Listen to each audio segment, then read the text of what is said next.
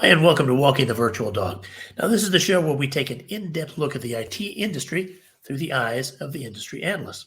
I'm Rick Grant, and joining me today, as always, is veteran analyst relations practitioner Thomas Ward Lynch. Thomas, thanks for being here. Thank you, Rick. It's so fantastic to be here today and to talk about, well, a revisiting, if you will, of some of the things that we've already discussed about the trends and so forth that are going on in the industries, including budgets, right, as well as forecasts, where most IT budgets are going to be set worldwide in terms of the trend, and also where they're going to come down and so forth. So think for just a minute about the trends and about the revenue reports. It seems only logical whenever you think about how IT works and how many components are part of the system that we're looking at a lot of publicly traded companies, right?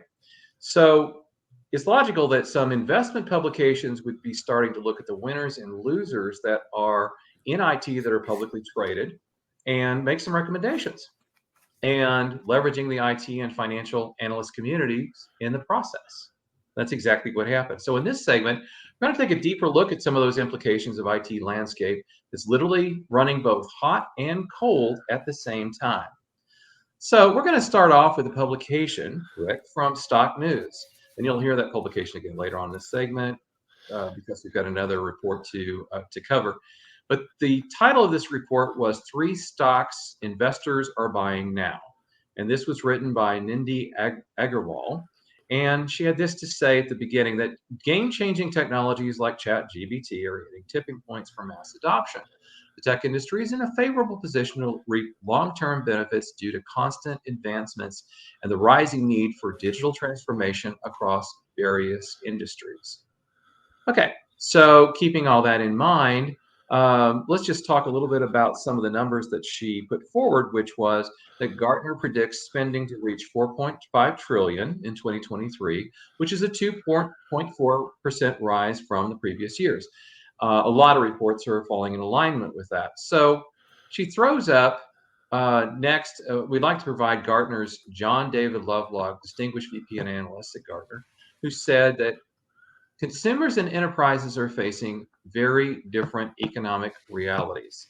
While inflation is devastating consumer markets, contributing to layoffs at B2C companies, enterprises continue to increase spending on digital business initiatives despite the world economic slowdown. I just want to say in this particular moment, that's actually a very sage perspective, because it's a breakdown between the consumer side and the enterprise side. And that's something that we're going to revisit not only here in this article, in this report, but also later on in another report. So hold that in mind. Consumers and enterprises are facing very different economic realities. Now, and by the way, Rick, okay, I know you're dying to know who the three tech stocks were that they mentioned. And by the way, we should say this before we say anything else. This show is not here for investment advice. Okay.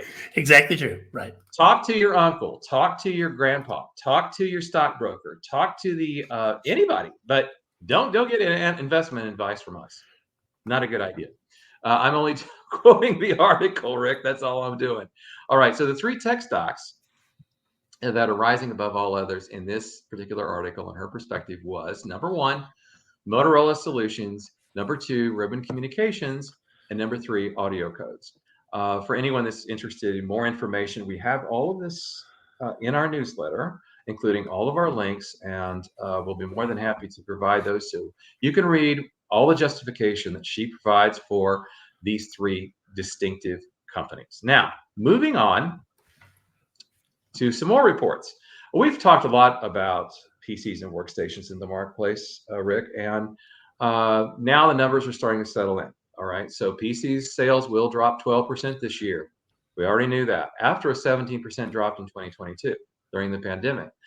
PC sales rose 5% in 2020 and in 11% in 2021. So where does that leave the market right now? And what do both the IT analysts have to say about it, as well as the financial analysts have to say about the downturn? So this is all coming from a article, which is, when is it all going to come back? And you'll see up in the chart right now first of all, from Makako Kitagawa, these are remarks from Investors Business Daily that was also taken and used in this article as well. Demand is low and there are too many PCs in the sales channel. Shocker. Buyers don't have the buying motivation. Now, on the positive side, Gartner sees that PC sales will bounce back next year with a 9% growth to 273 million units. And as we turn to Wall Street, as always, Rick, we have dueling predictions. All right. So first we turn to Loop Capital analyst John Donovan, who is definitely the charter member of the Optimist Club, by saying reports of a PC recovery are vastly exaggerated. The rhetoric that PC fortunes are better hardly holds true so far. The facts suggest that the second quarter will be just as tedious as the first quarter. And inversely, over at Morgan Stanley with analyst Eric Woodring. I always found it interesting, Rick, whenever we were balancing the practice of IT analyst relations and the practice of analyst relations for investing and for financial services it's a different game. So over at Morgan Stanley, his opinion, Mr. Woodring's, after the worst PC down cycle in over 30 years, it's time to get more constructive as signs of the bottoming out appear. In the near term, demand for PCs is lukewarm but steady, and channel inventory continues to decline. Woodring also added this statement about the timing of investments. The Gartner analysts wrapped up the article by pointing out the fact that enterprise sales will be carrying a bigger portion of business this year. The PC market has historically been made up of 60. Now, keep in mind, remember the sage comment that was made earlier by John David Lovelock? This is coming back to us now. The PC market has historically been made up of 60% enterprise sales and 40% consumer sales. This year, companies and other enterprises are likely to account for 64% of PC sales, said Makako Kitagawa. That in a slowing economy, increasing layoffs, fewer hires could put a damper on PC sales. The PCs are an essential technology for business. The question is how often they upgrade and how many new PCs are added. Now, Rick, earlier in this broadcast, I mentioned the stocks to buy, right? Let's just keep in mind that advice that we gave earlier, that we're not giving advice.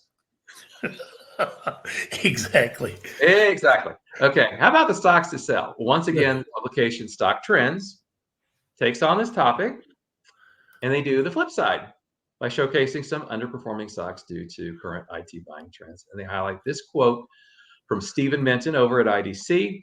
Since the fourth quarter last year, we have seen clear and measurable signs of moderate pullback in some areas of IT spending. Kind of a generic quote, but still, we're going to run with it. And for those two stocks that you need to sell today, that is Ouster and Integrated Media Technologies. Interesting set of stocks. I'll be honest, Thomas, the only one that I really know is the first one, and that was Motorola, right? Motorola's been in the market forever. Some of these new companies, though, it really speaks to the volatility in this market right now. It does. It does. And it also speaks to the innovation on the part of companies who are riding the storm and saying, okay, we're going to find a way to, come up with new innovation. We're going to come up with ways to decommoditize our business, and we're going to provide more service, more support, more incentives to keep the volumes moving in our marketplace. There's lots of micro breakdowns right now in various reports that we don't tear into. Where's Apple right now? Where's Dell? Where's Lenovo? Where are these companies in terms of their market share and so forth and so on, and which ones are the bigger losers and which ones are not?